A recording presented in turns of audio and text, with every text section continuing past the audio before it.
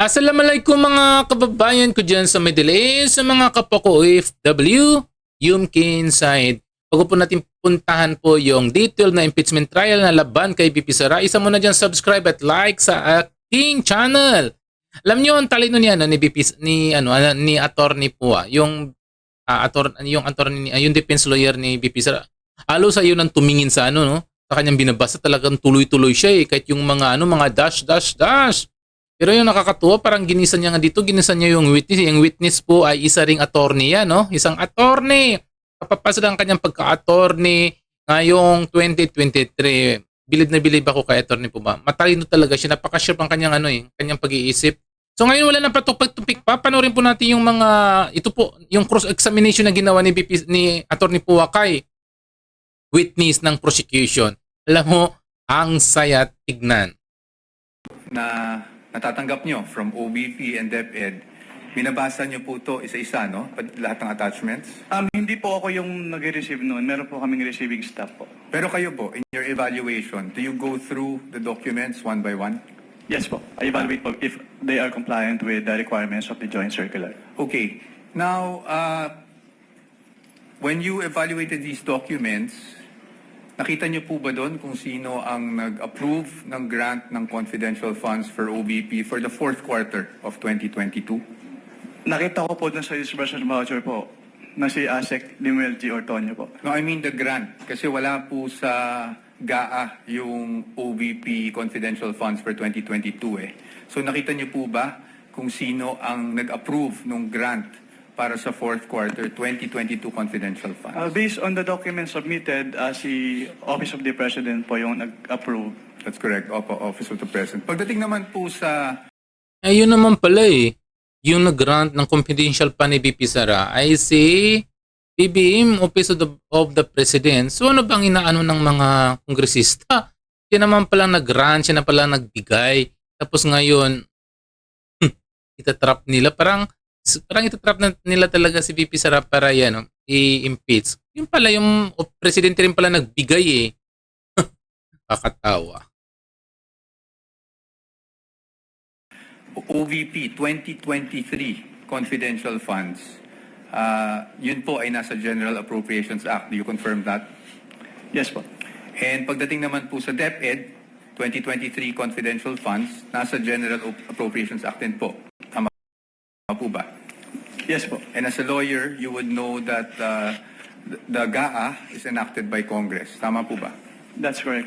Now, yesterday, meron po bang expressly nakasulat sa mga findings ninyo? Ask and answer, Your Honor. It is in That is a 8.3. presumption po. So hindi Opo. kailangang isabihin. May expressly po ba na nakasulat na may ni isang kusing na napunta sa bulsa ng Vice Presidente? Ask and answer, Your Honor. Wait, don't answer. Uy. That question, Your Honor. Loko-loko to si di ba? Loko-loko si attorney Kapunan. Ang kanilang witness, sinasabi niyang, "Uy, wag mo nang sagutin yan yung mga yung tanong ng defense, di ba?" Kaya tuloy yung mga senador nagtawanan "Uy, wag mo nang sagutin ang tanong na yan. Ano yan, pangkanto lang ba yan, Kapunan? Marimar." Alam mo naman yung kang witness na yan, hindi naman yung ordinaryong tao. Yung witness na yan po ay isang attorney rin yan. Pero kung makaalala ito si Attorney Kapunan, talagang sagad-sagad hanggang buto. Parang lahat yan sasabihin ng witness, parang gusto pang alalayan ni Kapunan na to. Talagang Kapunan. Di ba nakakatawa? Yan lang. Diyos ko, akala naman itong witness is incompetent. Kasi nga, siyempre, natatakot si Kapunan. Baka mamaya iba yung masabi sa kanya lang pinag-usapan. Siyempre, lahat naman yan, scripted ang sinasabihin ng attorney. Na yung witness ng mga prosecution, siyempre scripted nila kung ano sasabihin. Mamaya mag-iba-iba yung yung sasabihin, di ba? Kaya ito tuloy po natin yung yung pagtatanong. Has been asked and answered. Yes, sir, Sustained. ruling, Your Honor. Sustained counsel, I think where you're getting at, modify your question. You can get it. Okay. So, basically po, ang findings nyo ay preliminary lamang. Wala pong any conclusive finding pa as to any misappropriation. Yun lang po ang tanong ko. Ang sabi kasi sa circular, upon failure to liquidate. No, meron I ng am asking, presumption. Your Honor. Ask the and witness answer, is Your not Honor. responding. No, He the already witness said. Asking if it's... The witness is not responsive. Kindly respond. I think the question is quite simple, Yun lang naman Mr. po. Wamil.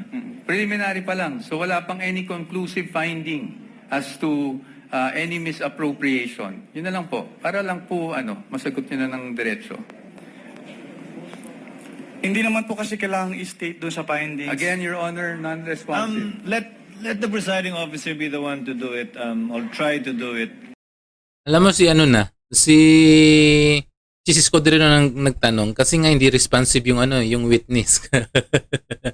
Kaya nagtanong na si Chis Escudero, tinranslate pa sa Tagalog para sagutin lang ng attorney. Kasi ang attorney talaga nabubulol na yung witness ng prosecution eh. Kapag ka nag-issue po kayo ng AOM, Audit Observation Memorandum, failure to liquidate na po ba yun? O may mga observation pa lang kayo? Kailan masasabing may failure to liquidate na? Pag may notice of disallowance na, notice of suspension, o AOM pa lang? Nakalagay po kasi sa joint circular, Your Honor. Failure to liquidate by the accountable officer. Failure to liquidate upon due demand o Hindi pa po sa AOM, Your Honor. wala pong sa AOM? Yes po. At may sasabi mo rin ba bang wala pang failure to liquidate? O meron na? Pag sa Meron ng failure to liquidate. since sa AOM po, nire-require na silang i-justify and submit yung mga documents na hindi. Sa AOM, wala pa nga ganun. Yes.